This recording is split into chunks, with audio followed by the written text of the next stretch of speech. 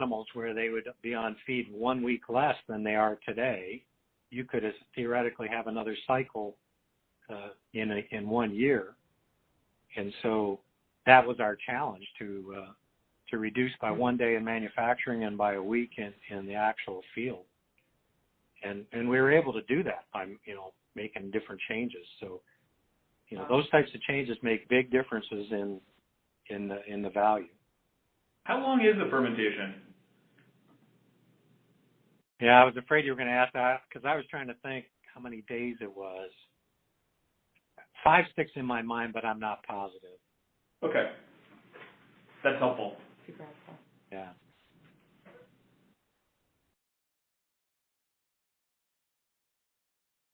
But I can remember on poultry when we reduced turnaround from 48 days to 42 days, that was such a huge difference because we could essentially get another barn of chickens through in 1 year. So, that kind of difference makes a big difference in total value.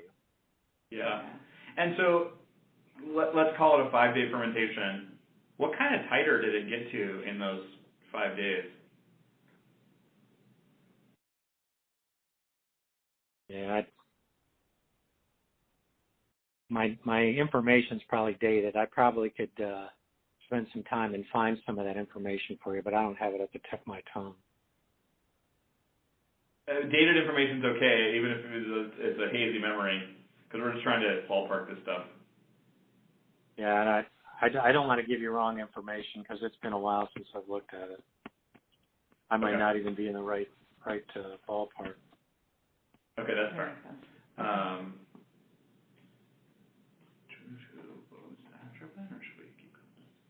Sure, and just so I'm totally clear on this, so it looks like if fermentation is the biggest cost, it sounds like margins would be pretty, you said very drastically across the U.S. and the U.S. countries. I mean, are we talking kind of in the 50% margin range, do you think, or is it more like 30 or 80? Do you have a sense for that, or what the range would be? Our target was always 30. And some of the 30 for products, gross margin, or does that include like the sales staff and everything? That was gross margin, yeah. Okay. And is that across products, or that was Monensin in particular? That was our goal, and some products were better than that, and some were not there. So our target was always to get, on average across all our products to be around 30. That makes sense. Okay, thank you. Was Monensin usually a higher margin product or a lower margin product in that product portfolio? It was higher. It was high. Got it. Great. Of the other products, I mean, how do those compare to Monensin?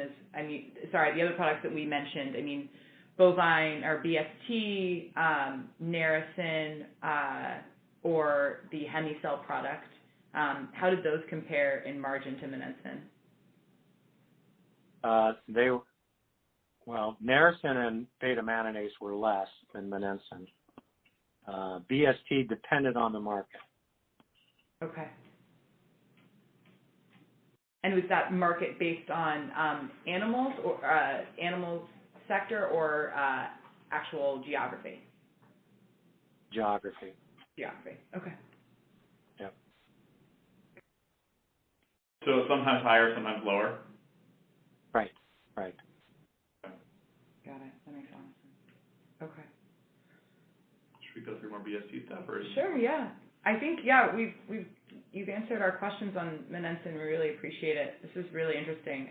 We basically kind of want to run through some of the same logic and questions on bovine somatotropin as we just did on Monensin. So maybe we should jump back to the beginning and say, kind of, what's the interesting stuff about this? How do the economics and production work? For BST? Yeah. Yep. BST is a far more complicated process. A lot more cleanup.